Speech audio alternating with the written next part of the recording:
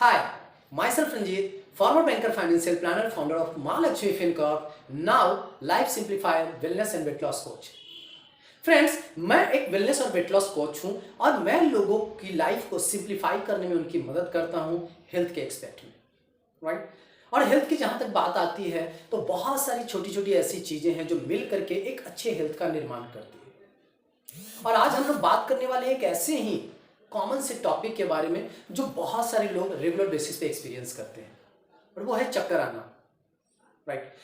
चक्कर आना एक ऐसी साधारण सी प्रक्रिया है जिससे आप कभी ना कभी रूबरू जरूर हुए होंगे। तो आज मैं उनके कुछ कारण बताने जा रहा हूं, प्लीज ध्यान दीजिएगा। हो सकता है इनमें से कोई कारण आपके साथ भी और जिसे दूर करके आप इसे हमेशा के लिए छुटकारा पा सकते हैं। तो चक्कर का आने का सबसे पहला जो कारण हो सकता है वो है रैपिड मूवमेंट ऑफ हेड, यानी कि सिर का घूमना।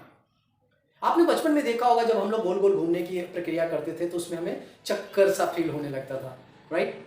हम खेल खेल में जब ऐसा कुछ करते थे, आंखों पे पट्टी बांध के जब गोल गोल घुमा दिया जाता था तो एक बारगी से हम चीजों को पकड़ने लगते थे, दीवार पकड़ने लगते थे, राइट। सो वो एक कॉमन कारण है, बट ये कारण तो अब रहा नहीं।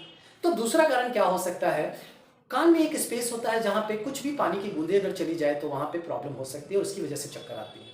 तो उसे आसानी से ईएनटी डिपार्टमेंट में जाकर के बेहतर कराया जा सकता है, राइट। तीसरी जो बात होती है सर्वाइकल पेन, हमारे पीछे की जो रीढ़ की हड्डी होती है उसके सबसे ऊपरी हिस्से में जो सर्वाइकल्स होते हैं वहां पे कुछ ना कुछ स्पॉन्डिलाइसिस की वजह से या कुछ भी अलग अलग कारणों की वजह से उसके अंदर कुछ प्रॉब्लम्स आ जाती है, जिसकी वजह से भी ये प्रॉब्लम हो सकती है।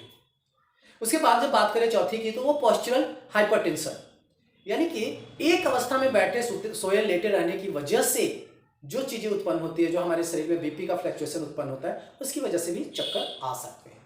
तो आप उसे भी देख सकते हैं। And sometimes heart beat missing का भी केस होता है। हार्ट बीट मिस करने की वजह से भी हमें चक्कर आते हैं। जैसे सडन आप कोई ऐसी शॉकिंग न्यूज सुन लेते हैं तो हमारा कलेजा धक से करके रह जाता है, जिसमें भी कई लोगों को आपने चक्कर को महसूस करते हुए देखा होगा। नेक्स्ट है माइग्रेन, यानी सिर के किसी एक पर्टिकुलर हिस्से में दर्द होना, उसकी वजह से भी चक्कर आने की संभावना रहती है। एक और कारण भी रहता है एलर्जी या साइनोसाइटिस। यस, एलर्जी का जब मौसम चेंज हो रहा होता है उस वक्त एलर्जी का बहुत प्रभाव देखने को मिलता है, वो भी एक चक्कर का कारण बन सकता है। और साइनस की प्रॉब्लम की वजह से भी चक्कर आने की संभावना रहती है।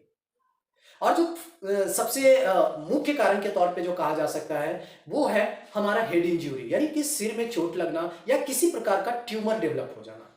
इन सब चीजों की वजह से भी चक्कर आने के चांसेस बनते हैं। तो ये सारे कारण हैं चक्कर आने के।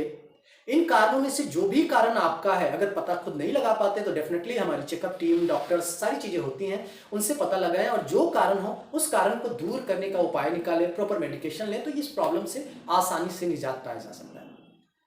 So thanks you so much for watching this video, and once again myself Ranjit, former banker, financial planner, founder of Mahalakshmi FinCorp, now wellness and weight loss coach.